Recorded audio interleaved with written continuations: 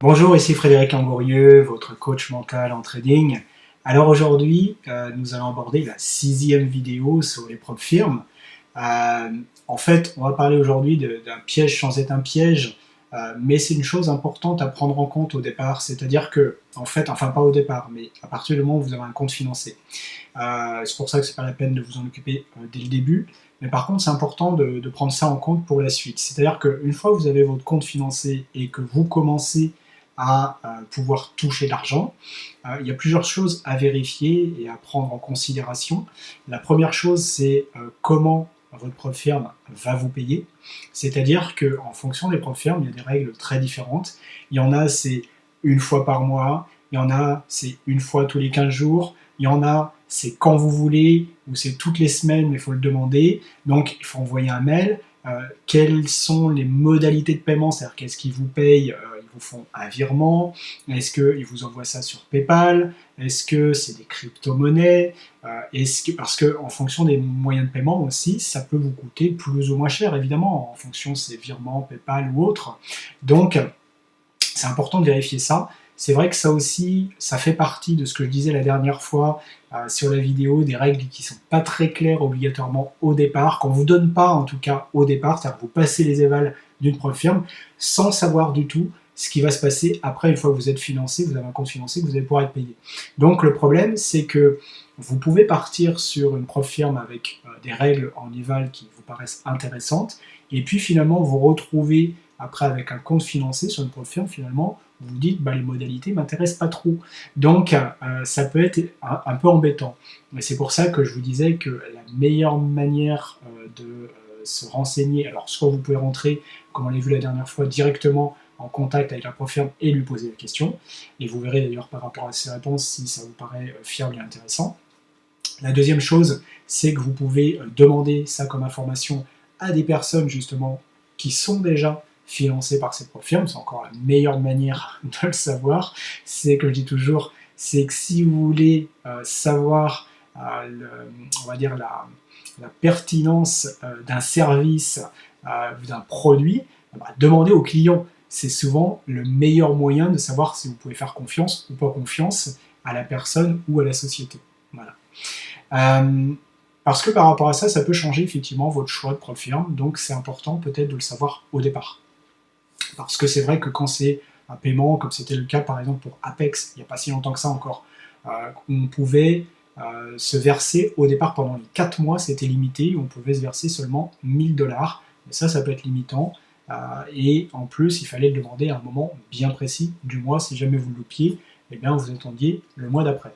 Et ça, évidemment, ça fait qu'il y a plein de gens qui avaient des comptes financés qui finalement qui ne pouvaient jamais retirer d'argent à cause de ça. Donc ça, ils ont changé leurs règles, tant mieux. Mais il y a d'autres firmes où c'est pas obligatoirement très clair. Donc ça, c'est la première chose. C'est les modalités, effectivement, après derrière, de comment vous allez tout simplement récupérer votre argent.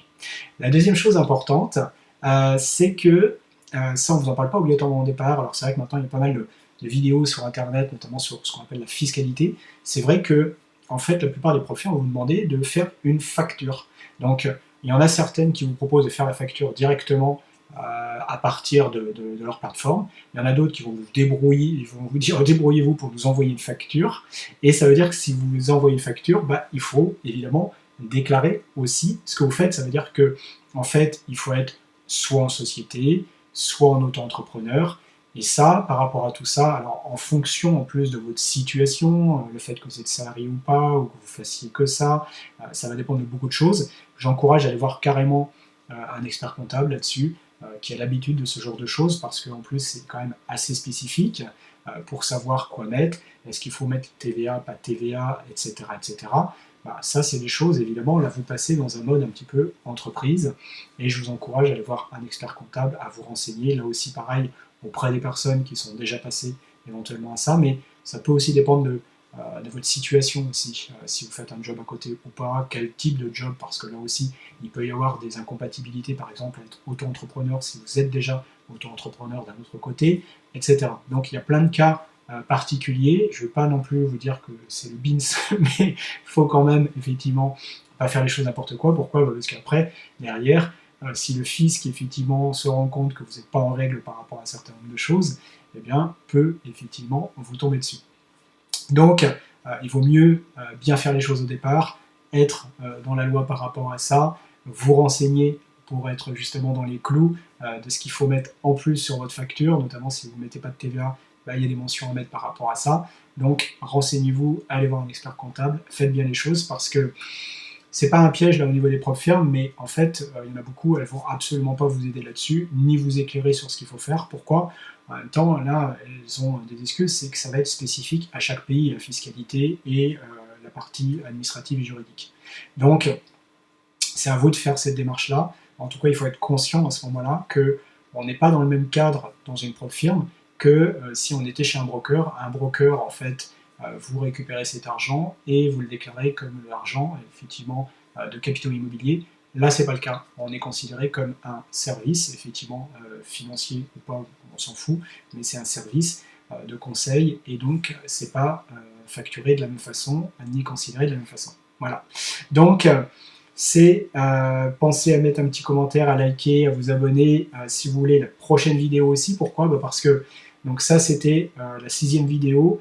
Je vais en mettre une 7e pour faire un petit bilan en fait de tout ça et de repasser avec vous en fait les différentes choses et surtout insister sur un point qui est en fait pour moi le plus grand piège des propres firmes. Je vous laisse pour la fin en quelque sorte. Pour moi le plus grand piège des propres firmes en fait il est pas dans tous ces petits pièges, enfin tous ces petits pièges évidemment si bien sûr, mais il y a encore un plus gros piège derrière à cause justement de tous ces biais psychologiques sur lesquels ça appuie. Et on en parlera la prochaine fois avec une petite conclusion finale aussi sur finalement est-ce que c'est intéressant ou pas intéressant les propres firmes, est-ce que c'est plus intéressant d'aller chez un broker. Ça sera évidemment bien sûr pas à moi de vous dire la réponse là-dessus, mais plutôt de vous amener, en tout cas c'est ma démarche, de vous amener un maximum d'éléments, un maximum d'informations pour vous pouvoir faire un choix le plus éclairé et le plus pertinent possible par rapport à votre situation. Voilà. Je vous souhaite une très bonne journée et je vous dis à très bientôt.